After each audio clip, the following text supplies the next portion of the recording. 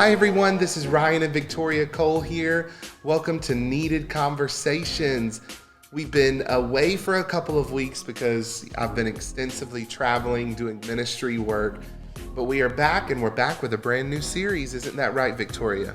Yeah, we're excited to talk about some relational boundaries, which I think is so important. And it's actually a really good topic to talk about because all these holidays are coming up and maybe you're getting together with family and you're just trying to navigate relationships that are close to you, but you want to make sure that you have a healthy dynamic. And sometimes that means you have to create certain kind of boundaries. So that's what we really wanted to talk about. So it's pertaining to anybody that's dating or married. All of us are somehow interconnected and all of us have some kind of relationships, whether it's work, whether it's family, whether it's our spouse. I think this episode is for everyone for sure. And we're going to be talking about this over the next couple of weeks. But right off the bat, most people think of boundaries and they don't necessarily equate that to marriage because what's yours is mine and what's mine is yours and everything is ours. But boundaries are necessary in order to maintain respect in the relationship. And that's what we're going to be talking about today. But before we jump into that conversation, for all your marriage resources, make sure you visit moremostforever.com and follow us on social media. Instagram, we got it going on there, videos, content, and then we just have a lot of tools for practical marriage building. So moremostforever.com is the one-stop shop for it all, books, resources, and hey, we are a nonprofit. We want to empower even more couples next year than we did this year. We're going to be sending out an update to all of our partners here in the next couple of weeks about all of the effective ministry work we've been able to do, from wedding festivals, the marriage revival tour, one-on-one counseling, marrying couples. It's been so powerful what we've been able to accomplish, and we're so proud of that work. Would you join us? Partner by giving one time, or better yet, give on a monthly basis. Anything from $10 a month, or if you can do more, $100 a month. And all of that goes into fueling this ministry, Empowered Culture Ministries, helping people discover their purpose, grow spiritually, and build healthy marriages. And so you can do that as well at moremostforever.com. Let's jump into the conversation. What do we have first on the list, Victoria? Let's talk about boundaries in marriage.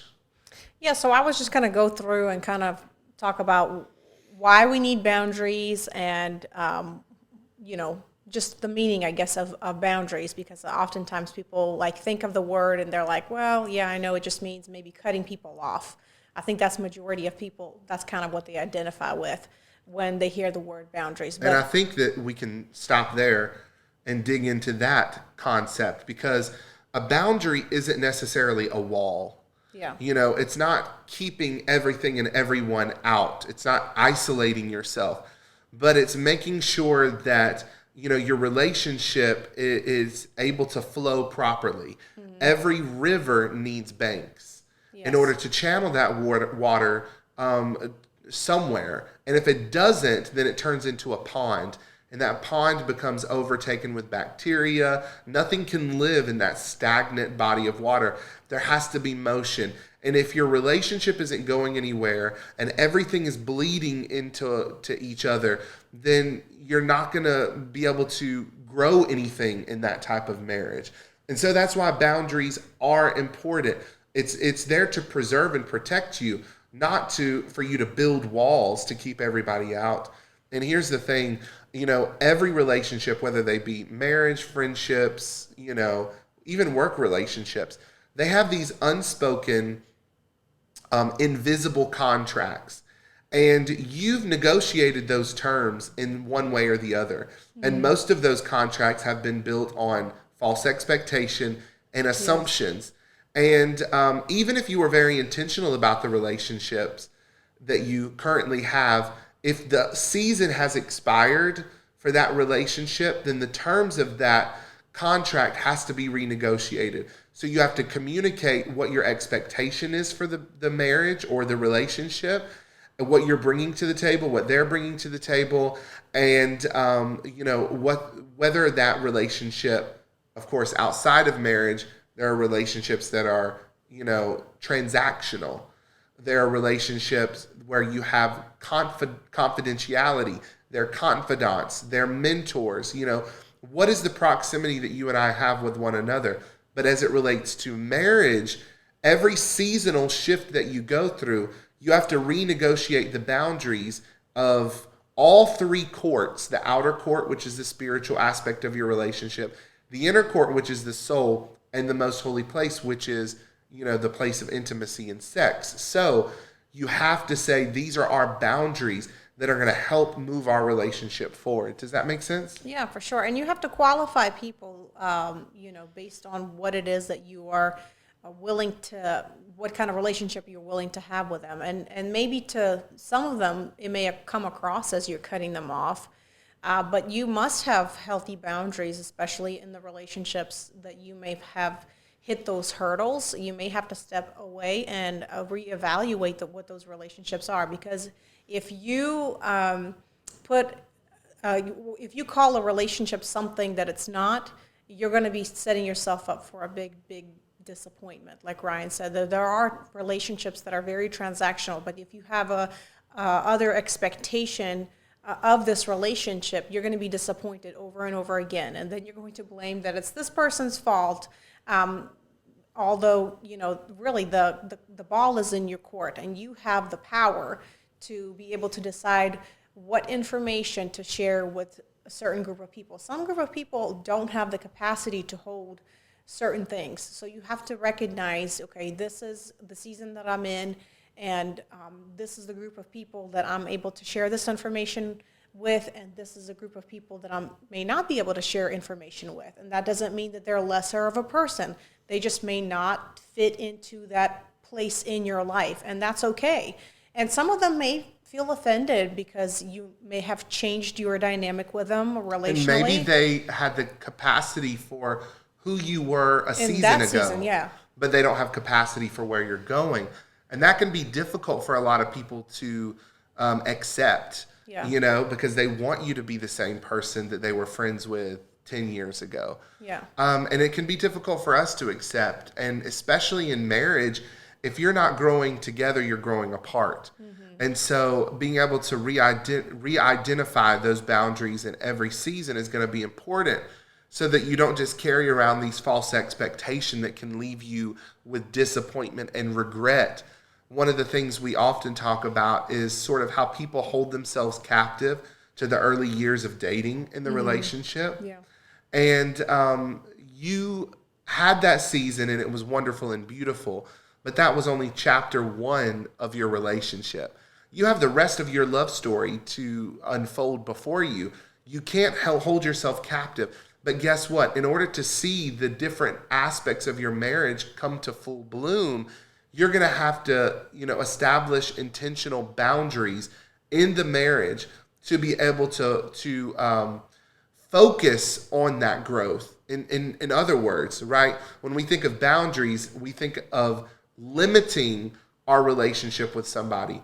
Well, the boundary might be that you limit yourself on social media because you need to spend more time with your spouse. Yeah. So the boundary might not even necessarily be with your spouse. It's with yourself or with other activities. Mm-hmm. Or if you're in ministry, the boundary is after 10 p.m., my phone goes on do not disturb and I don't answer calls from members. Or maybe it needs to be earlier than that. Or that you take a Sabbath, and those boundaries help you to build more intentional quality time with your spouse.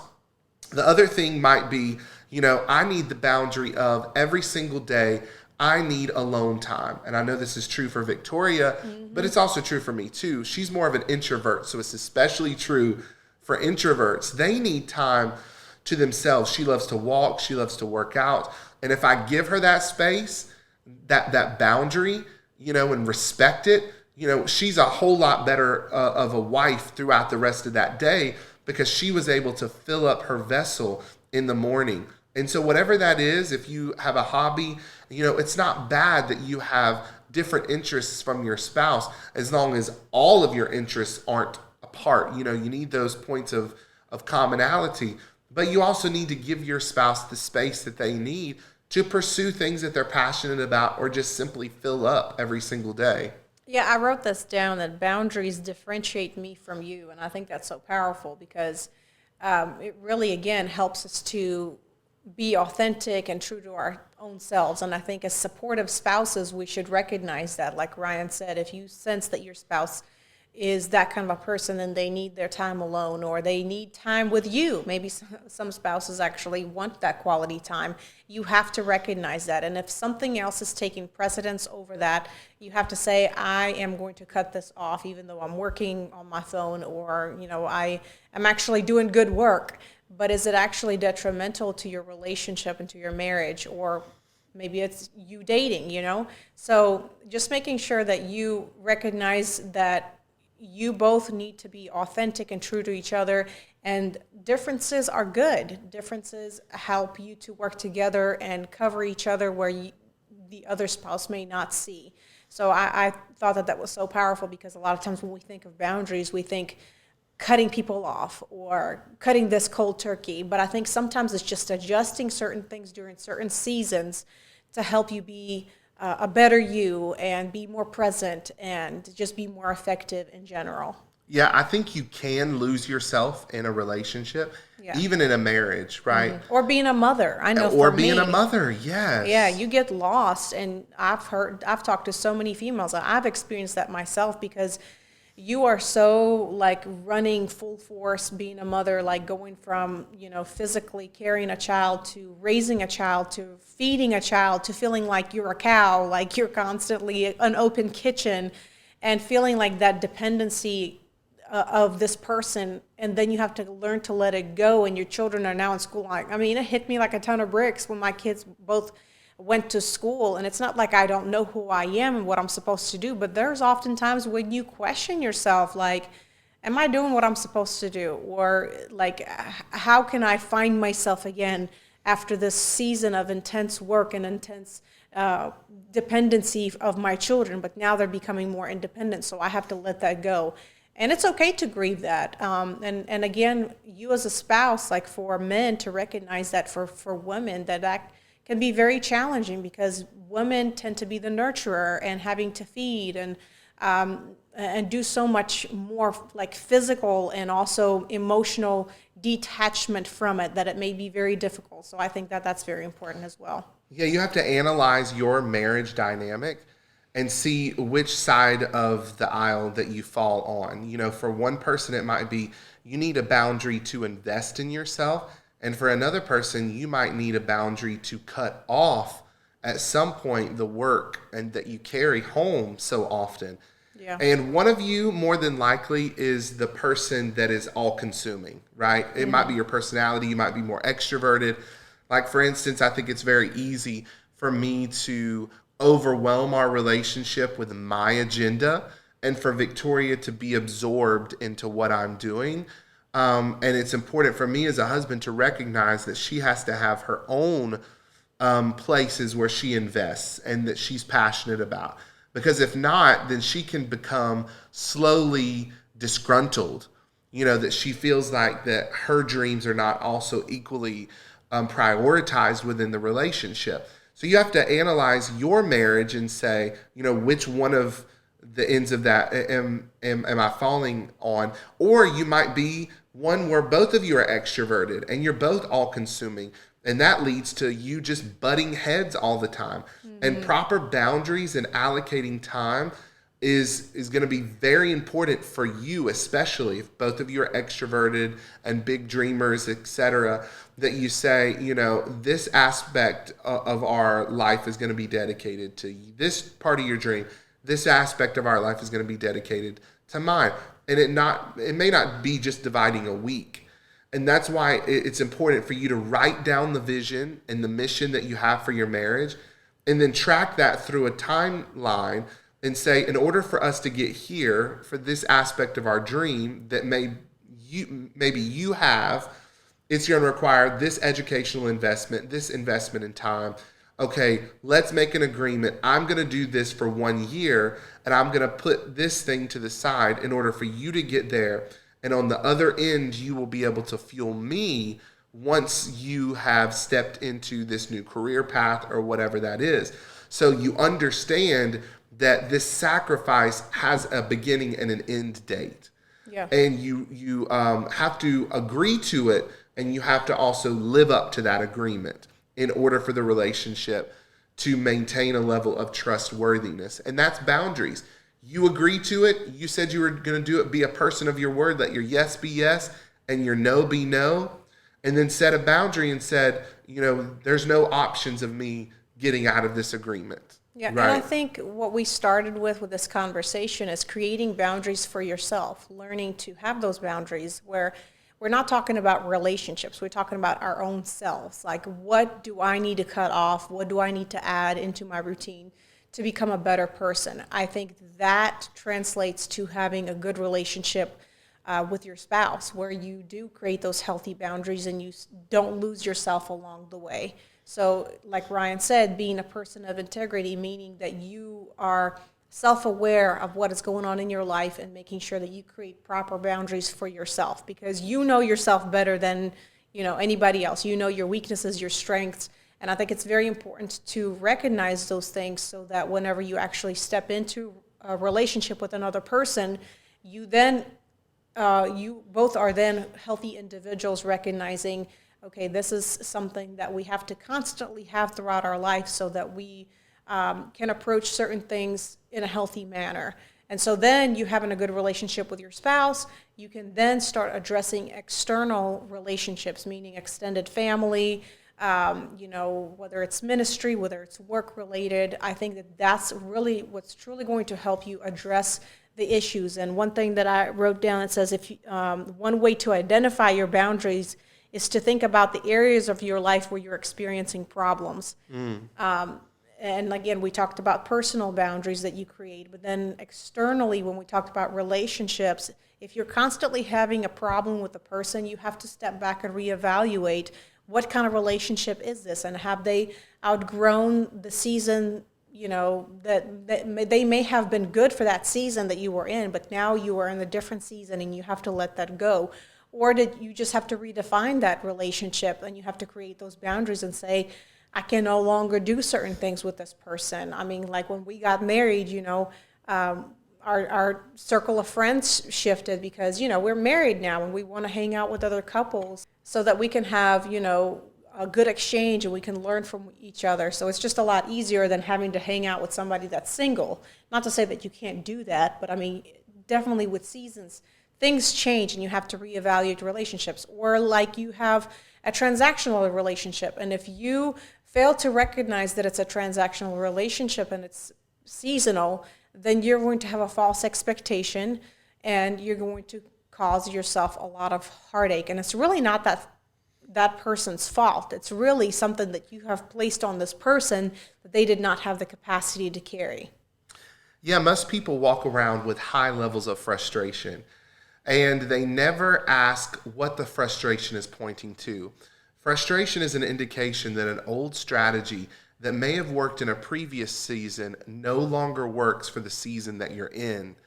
That's a mouthful. Frustration is an indication that an old strategy that worked for a previous season no longer works for the season that you are in.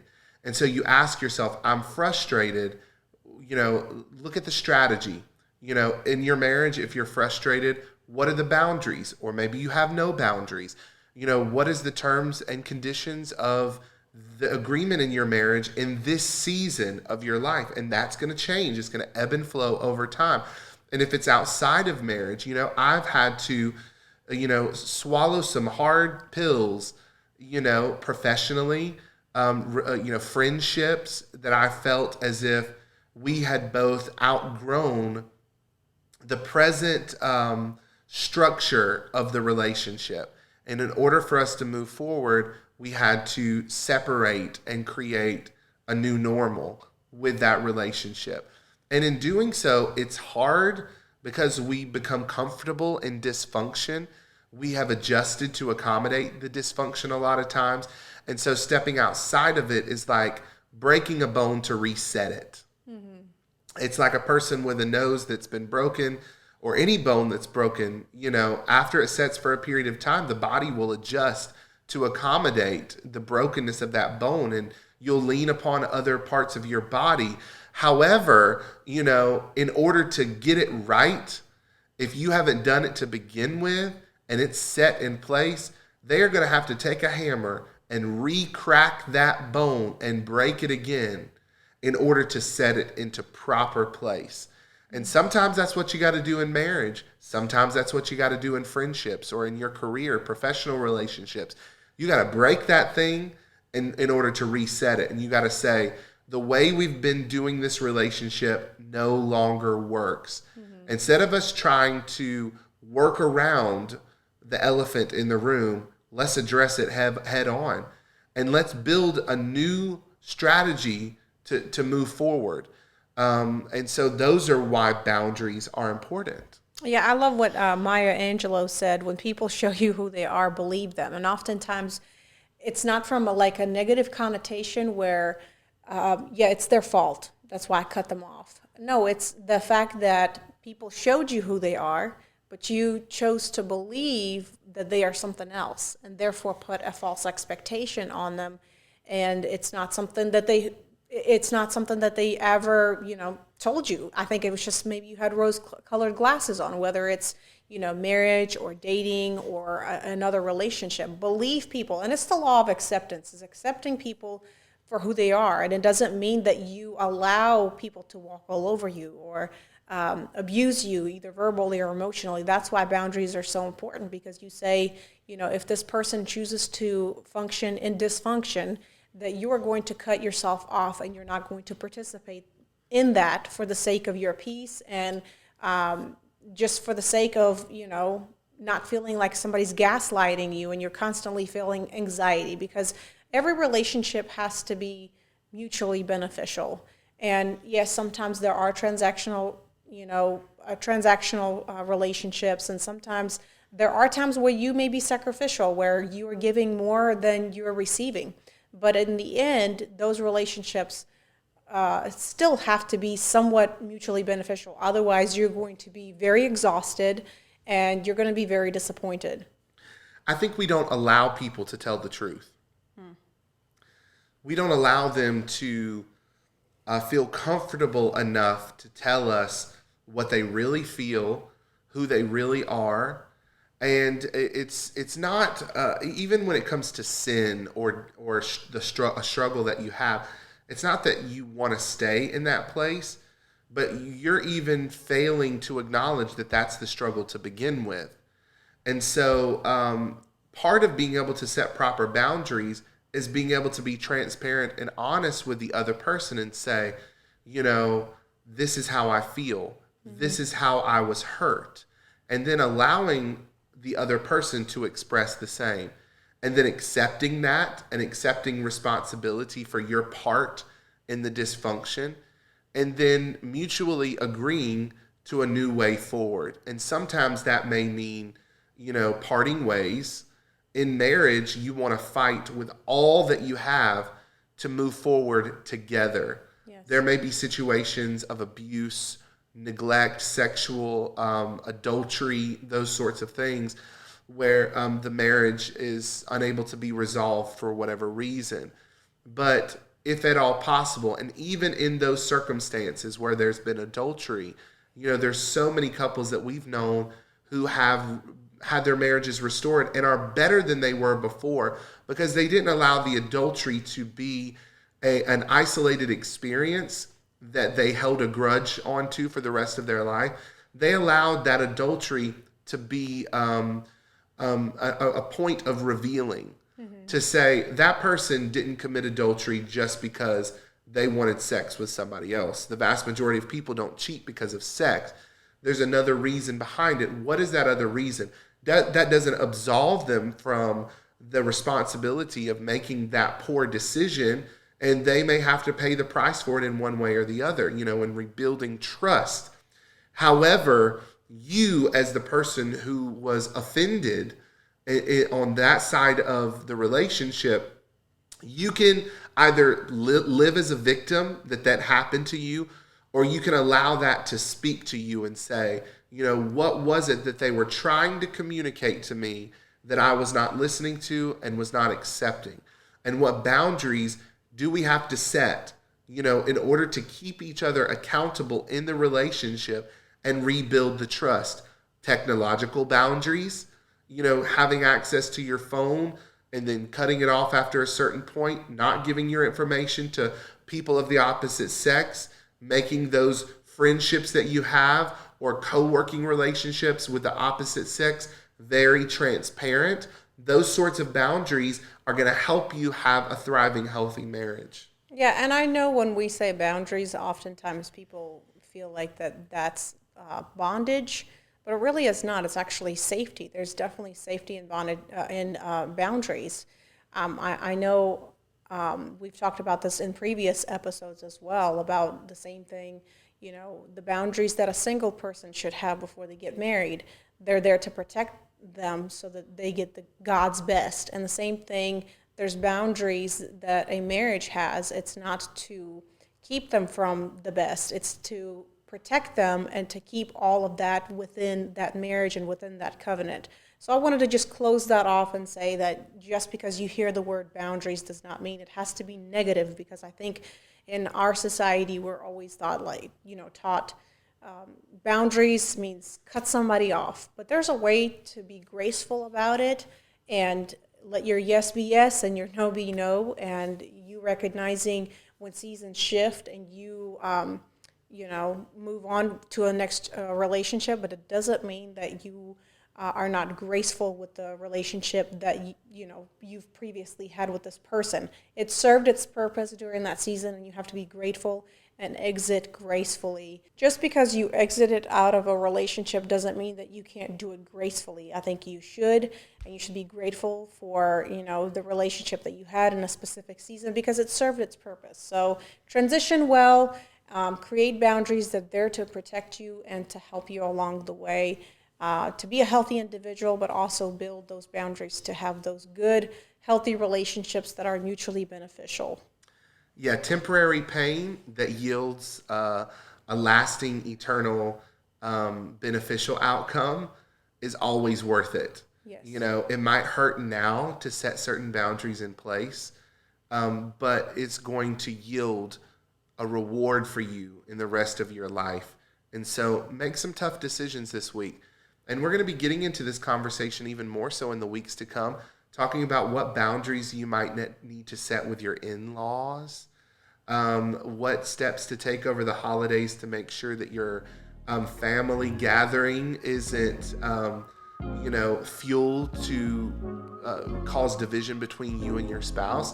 We're going to be talking about boundaries in the dating world. So stick with us over the next couple of weeks, and you will get some great strategies as we head into the new year. Before we leave the podcast, I want to invite you this week on Friday, that's right, a few days away, to join us for a special online marriage event. It's called The Intentional Marriage. It's on November the 18th at 8 p.m. Go to marriage.ryancoleempowerment.com, marriage.ryancoleempowerment.com, or you can go to our marriage website, moremostforever.com, and I'll put a banner there too to link. You can sign up for this free webinar, make a date night out of it, order in some food, get together with your spouse, and let's talk about how to make your marriage more intentional, at the forefront of your vision for this new year, so you can have the best marriage ever in 2023. Thank you for listening to this podcast. You've been listening to Needed Conversations, and we've had one today, right? Yes, for sure. Be sure to rate this podcast. It's free. It's easy. Give us the 5-star. Hopefully you really enjoy our conversations. We have over 70 episodes. 110. Oh, now 110. See, I can't even keep up. And give us a short little, review. That will really help us to boost our podcast and help us to spread the word to other people, because this is great information. Until next time, this is Ryan and Victoria Cole. We'll see you later. Bye-bye.